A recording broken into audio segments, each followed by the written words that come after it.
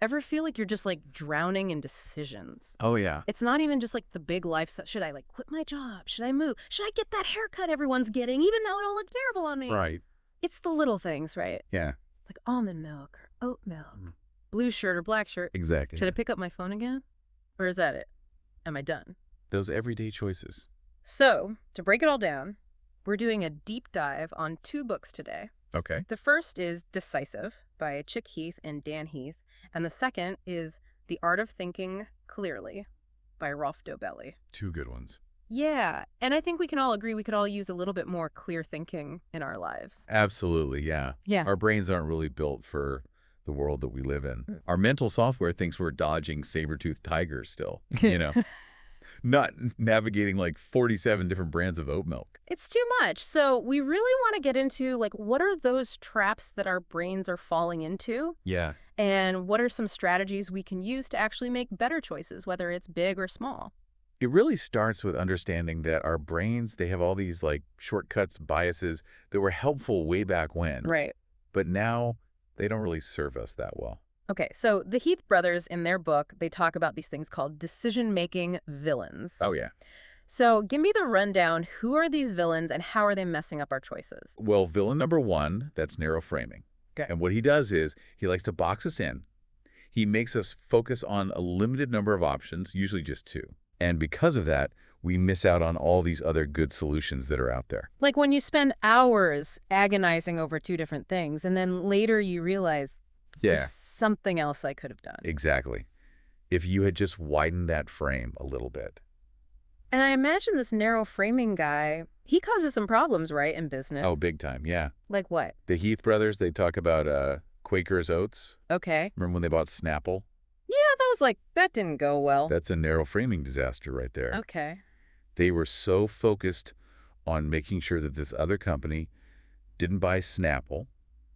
They wanted to prevent a hostile takeover, that they just went after it. They didn't even look at other things they could do. Yep. So they ended up spending way too much money buying Snapple, and then they had to sell it a few years later for way less. Wow, so they lost a ton of money A ton. because they got too fixated on this one path. Exactly. Narrow framing, I'm watching out for you. Okay, so who's the next villain we need to be aware of? Right, so the next villain, we've got confirmation biases. Okay. He's sneaky. How so? He's the master of illusion. Okay. He tells you, see what you want to see, hear what you want to hear. So you just look for information that backs up what you already believe. Oh, so you kind of create your own reality in a way. Yes. Is that kind of what's happening with all this social media stuff? 100%, yeah. Where you can just kind of like curate who you follow? It's an echo chamber. So it just reinforces what you already think. It goes way beyond the internet, though. Think about, like, hiring decisions. Okay. So there's research that shows that even when hiring managers get the exact same resume, Right. if they find the candidate attractive, they rate them higher. Yeah, girly. Come on. Yeah, that's confirmation bias. So you're just more likely to, like, favor information that already lines up with what you think you know? Yeah, it's hard to even realize you're doing it. Right. Okay, so big takeaway there. Be aware of confirmation bias. Yes. Don't let it trick you. Mm-hmm. Who's next on the list? All right, so next up we've got short-term emotion. Oh, this one. Yeah, he's a master manipulator. Oh, tell me about it. This is the one who gets you to buy the shoes you don't need, Yep. to eat the whole pint of ice cream, It's me. hit send on that email you know you're going to regret later. Oh my goodness. So it's all those like impulse decisions we make. Yes, exactly. But why are we so bad at this? It all goes back to your brain, right? Okay. So those immediate rewards, those things that feel good right now, Okay. your brain, it gets a little hit of dopamine. Right. It feels good. And that's hard to override. So it takes a lot of effort to like really think long term. To make that better choice for your future self. Exactly. Instead of just that instant gratification. Yeah. Okay. So that's short-term emotion. We've got to be aware of that one for sure. Okay. So who is our final villain? Who do we have to watch out for? All right. Bring up the rear. We've got overconfidence. Okay. And he makes you think you've got it all figured out. Oh, yeah. So you overestimate your abilities, your knowledge. Oh, it's me. It's me. You think you're going to succeed, Okay. even though that might not be true. So, like, give me an example of that. How does this actually play out? Dobelli, he has this great example in his book. He asked the simple question, Okay. how many concertos did Bach compose? Oh, gosh. I have no idea. Most people, when they're asked to give a range where they're 98% sure of the answer, Okay. they get it totally wrong. Oh, really? They're way too confident in what they think they know. Wow. So even when we think we're being realistic, Right. our brains are still tricking us. Yes. Okay, so that's kind of scary. It sounds like our brains are working against us a lot of the time. Yeah, you've got to be very mindful. Okay, so we've met the 4 villains. We've got narrow framing, confirmation bias, short-term emotion, and overconfidence. That sounds like a recipe for disaster to me. It can be overwhelming, but don't worry. Okay, good. The Heath brothers, in their book, they give us a game plan. Okay, what is it? It's called the WRAP model, and it's how we defeat these villains. Okay, hit me. I am ready to defeat these villains and make some better choices. I'm ready. Let's do it. Okay, yeah, break it down for me. What is the WRAP model? So the first step is widen your options. Okay, yeah. That's how we're going to defeat narrow framing. Get him out of here. I don't like that guy. He's the worst. So we're going to break free from those like this or that choices. Right. We put those on ourselves. It's really about thinking more broadly about all the possibilities. Okay, so think outside the box a little bit. Yeah. Easier said than done, maybe. It can be. So the Heath brothers talk about a couple things, like considering the opportunity cost. Yeah. So not just what do you get with this option, Okay. but what are all the things you're missing out on by not choosing the other? Oh, so it's not just like the cost of the thing, but it's the cost of like, what else could I do with that money or with that time? Exactly. Okay, and that kind of reframes it a little bit. Totally. Noble. They also talk about this thing called laddering up, Okay. and that's looking at other industries for inspiration. So let's say you're dealing with, I don't know, a customer service problem at your company. Okay.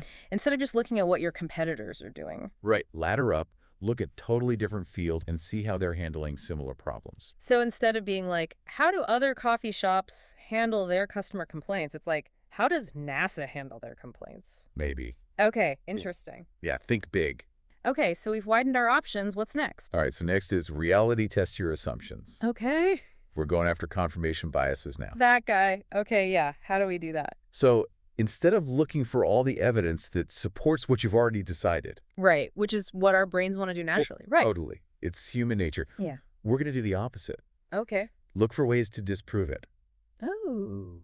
The Heath brothers call it playing devil's advocate with yourself. So if I'm thinking about buying something, let's say a new car, Okay. I shouldn't just be thinking about all the great features it has, how good it's going to look. Right. I should also be like, but what if it breaks down? What if it's a lemon? 100%. Yep. And what about those monthly payments? Ugh. Yeah. I don't even want to think about that. Exactly. Yeah. It's about looking at it from all sides, even the parts that aren't so fun. Okay, sometimes the truth hurts. It does. Okay, so that's 2 villains down, 2 to go. What's our next move? All right, so next up, attain distance before deciding. Okay. We've got to outsmart short-term emotion.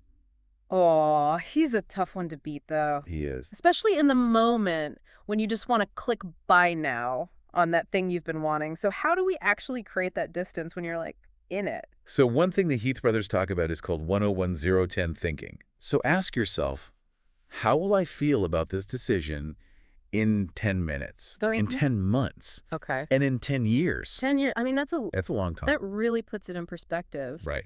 Yeah, in 10 minutes, I probably won't even care. You probably moved on. Yeah, exactly. So it really does help to like zoom out a little bit. It does. And just be like, oh, okay, wait, big picture, how am I going to feel about this later on? Yeah, get out of that emotional, heated moment. Okay, it's 3 down, 1 to go. What's our final step? All right, last step. This is a big one. We're going to prepare to be wrong. Okay, that's probably a good idea because I feel like most of the time, I don't know what's going to happen. Nobody does. No one has a crystal ball, right? So it's probably good to be prepared just in case things don't go our way. And things are not always going to go your way. No. So this isn't about like trying to avoid making any mistakes. Right. It's just about acknowledging, okay, I can't predict the future. Right. So what happens if I'm wrong? So you're saying we should be planning for both success and failure. Yeah. Okay, I like that. It's like you're gaming out like all the possible scenarios. Okay, Yeah. How do we do that? So the Heath brothers, they have 2 fun techniques here. They're called the pre-mortem and the preparade. Okay. So a pre-mortem, that's where you imagine your decision has totally bombed. Okay. And you kind of work backward to see like what went wrong. Oh, so like a post-mortem, but before the decision has even happened. Exactly. So it's like a thought experiment almost. Yeah. Okay, I like that. So that's the premortem. What about the preparade? That sounds more fun. Right. A little less doom and gloom. Yeah. So the preparate is basically the opposite. So instead of, what if this all goes terribly wrong? Right. It's, what if it's a massive success? Okay. Am I ready to handle that? Oh, because sometimes too much success can be a problem too. Right. It totally can. Yeah, if you're not ready for it. Right, if you haven't planned it out. Yeah, that's a good point. Yeah. I love this whole W-wrap model. It's good, right? It's so good. Like, widen your options, reality test your assumptions, attain distance before deciding, and then prepare to be wrong. There you go. You got it. Okay, good. It's just so practical, I think, too, because it's not just like these vague ideas. It's like, here are the things you can do. You've got steps. Yeah. You've got a plan. Right. I think this pairs really well with Dobelli's book, too. Okay. Because in The Art of Thinking Clearly, he kind of takes a step back and looks at a bunch of different biases. Right. So he's not just focused on decision-making. He's talking about Thinking in general. think in general. Yeah, all those mental errors we make. Okay. Just all the time. Yeah. And he talks about, like, survivorship bias, which I thought was so interesting. It's a good one. Where it's like, you only see the people who, were successful. Yes. But you don't see all the people who tried and failed along the way. The people who didn't survive. Exactly. It's like we're looking at a highlight reel and we're like, oh, that's the whole story. Yes. But really, it's like there were so many bloopers along the way. Totally. And this can lead us to make bad choices. Okay, like what? So, like, think about it. If you only hear about the people who make a ton of money in the stock market, Right. you're not hearing about all the people who lost everything. Right, who lost their shirts. It can give you a really distorted view. Yeah, that makes sense. Okay, so we've got to watch out for survivorship bias. What other kind of cognitive traps are out there? So there's this other one called the sunk cost fallacy. Okay. And that's where we get really attached to things we've already put time and money into, Right. even if it's not really working out. Oh, like even if it's a bad investment. Exactly. Or like staying in a job you hate. Because you've been there so long. Right. Or like that old sweater you spent way too much on but never wear. Oh my gosh, yes. It still has the tags on It's it. in the back of your closet. It's like, I can't get rid of that. I spent good money on that. Exactly. Yeah. But you're never going to wear it. Nope. But it's hard to let go, you know? It is. But we've got to learn to cut our losses sometimes. So true. So how do we do that? How do we, like, break free from the sunk cost fallacy? Well, I think it's about focusing on the future, not the past. Okay. Instead of thinking about all the time or money you've already wasted, Right. ask yourself, what's the best use of my time and money going forward? So make decisions based on where you want to go, not where you've been. Exactly. Now, there's another one I think you'll relate to, especially as a learner. Okay, tell me more. It's called action biases. Action bias, what is that? It's this urge we have to do something, Okay. anything, even when doing nothing might be the better choice. Oh, so it's like when you feel like you have to take action. Yes, even if you're not sure what action to take. Yes, it's that feeling of like, I have to do something. Right. And sometimes the best thing you can do is wait. Be patient. See how things play out a little bit. Because sometimes doing nothing is doing something. Exactly. Okay, I'm going to work on that action biases. Got it. Okay, good. Now, one more cognitive bias I want to touch on. Okay. It's called story biases. Story bias. What's that all about? So our brains, they love a good story. We do. We love a good narrative. Right. It's how we make sense of the world. Right. But the problem is, sometimes we try to force reality into a neat little story. Even if it doesn't quite fit. Exactly. We like things to be simple. We like a clear beginning, middle, and end. Yes. But life is messy. It is. And sometimes there is no clear answer. Okay, so how do we avoid falling into the trap of story biases? I think it's about being aware that our brains crave those simple narratives Okay. and then questioning those narratives. Don't just accept them at face value. Exactly. Dig a little deeper. Look for the missing pieces. Be a little bit skeptical. Yes. Especially when it comes to making big decisions. This has been so interesting. We've covered so much ground today. We have. We've talked about the W-wrap model. We've talked about cognitive biases. It's like a crash course in better decision making. It is. And I think the biggest takeaway is just awareness. Right. Like knowing that these biases exist is half the battle. Exactly. Once you know what to look for, you can start to catch yourself. And hopefully make some better choices. That's the goal. Well, this has been an amazing deep dive. Thank you so much for joining me. Thank you for having me. This was fun. And to our listeners, we hope you've learned some valuable tips and tricks for making better decisions in your own lives. Until next time, happy learning.